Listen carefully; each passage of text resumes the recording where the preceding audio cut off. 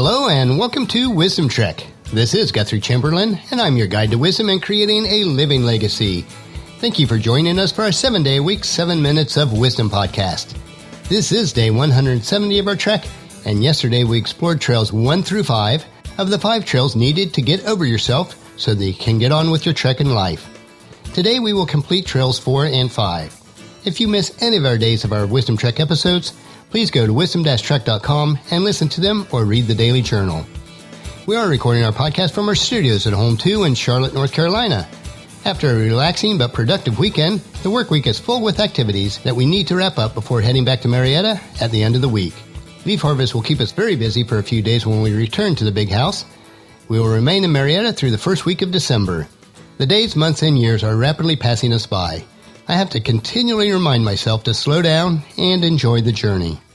But let's jump right on our trail today as we look at the subject matter of the 5 trails hike to getting over yourself so that you can get on with your trek of life.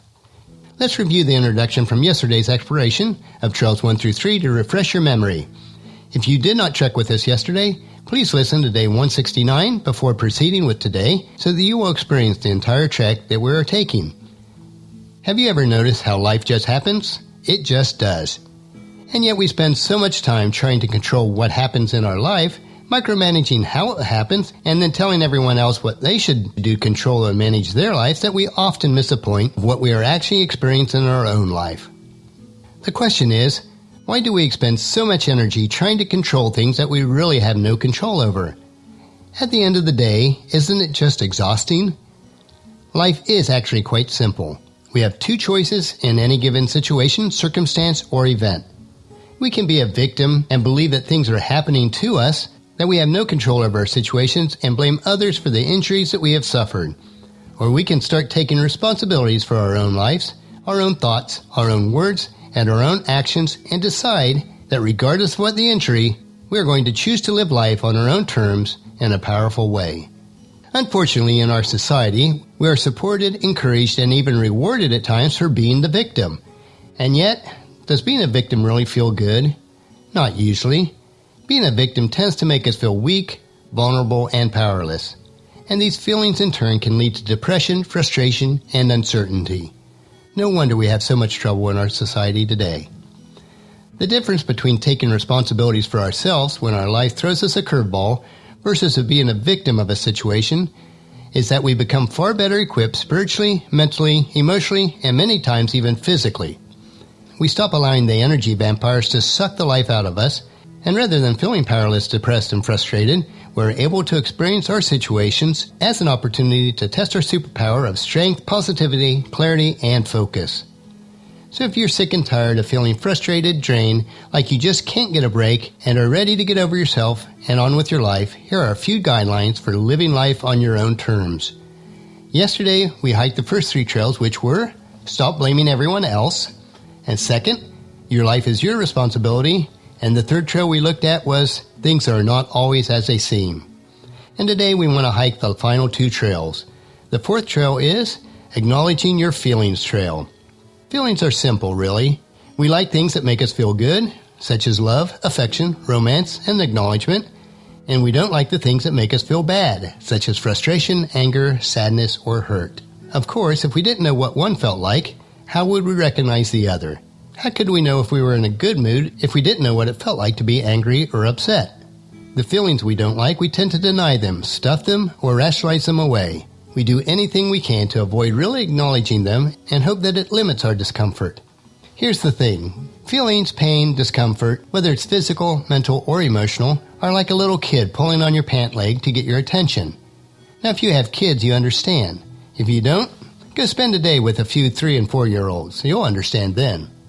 When a child wants your attention, they don't really care what's going on in the rest of your life at that moment. They are not maliciously trying to upset you or irritate you. They are attempting to bring your awareness to their situation that needs attention. Once you give them your full, undivided attention, they feel acknowledged and heard, and then they usually move on to a greater adventure with more fun until the next time. Feelings are exactly like that. They are designed to increase our awareness of our experiences and help us to determine how we want to live our lives. Acknowledge them as they come up, and remember, tears are nothing more than a little bit of water that are released because of emotional pressures. In 1 John chapter 3, verses 19 through 21, the apostle tells us, "Our actions will show that we belong to the truth, so that we will be confident when we stand before God. Even if we feel guilty, God is greater than our feelings, and He knows everything. Dear friends, if we don't feel guilty, we can come before God with bold confidence." And then onto our fifth trail, and it's the Say What You Mean trail. In challenging situations, are you more concerned about being nice than saying what you're really thinking? Are you afraid if you say what you really mean, someone else might be offended, hurt, or discounted? Saying what you mean doesn't mean that you have to be a jerk, and being nice doesn't necessarily require saying more. When we default what we are really thinking and feeling for the sakes of being nice to others, we compromise ourselves. Come on, be honest. We've all had those moments after a situation where we've kicked ourselves and come up with at least 3 responses of what we should have said in that situation. So why don't you try this? Take a current situation you have challenges in communicating around, write out what you want to say. Now see if you can write out the same explanation or communication in 10 words or less. Eliminate the fluff and get right to the heart of the matter.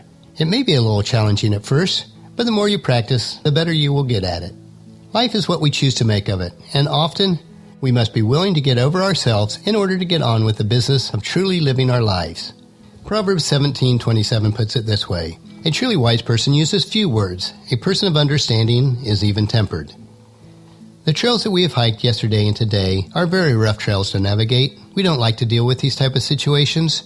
We have to encounter situations about ourselves that are not always easy. We need the endurance to carry on even when we don't feel like it. It will allow us to grow and mature so that we can reach our full God-given abilities. The life lessons that we learn each day are valuable to everyone that we meet. So encourage your friends and family to join us each day and then come along with us tomorrow for another day of Wisdom Trek, Creating a Legacy. And we will discover the difference between infecting and affecting others that we impact. I do want to mention a new service that we have available. If you'd like to be added to our weekly email updates for Wisdom Trek, just text the word WISDOM to 44222 on your phone and you will receive a message asking you for your email address, and then we will add you to our weekly updates. It's very quick and easy to do. And that'll finish our podcast for today. Remember to listen to your daily dose of wisdom at wisdom-trek.com or subscribe at iTunes, Google Play, Spreaker, SoundCloud, Stitcher, or YouTube so that the episodes will be downloaded to you automatically each day. And once again, please share Wisdom Trek with your family and friends through email, Facebook, Twitter, or in person as you meet with them, and invite them to come along with us each day. The journal for our trek can be found at wisdom-trek.com. Thank you so much for allowing me to be your guide, your mentor, but most importantly, your friend, as I serve you through the Wisdom Trek podcast and journal each day. As we take this trek together, let us always live abundantly or fully, love unconditionally, listen intentionally, learn continuously, lend to others generously, lead with integrity, and leave a living legacy each day. This is Guthrie Chamberlain reminding you to keep moving forward, enjoy your journey, and then create a great day every day. See you tomorrow.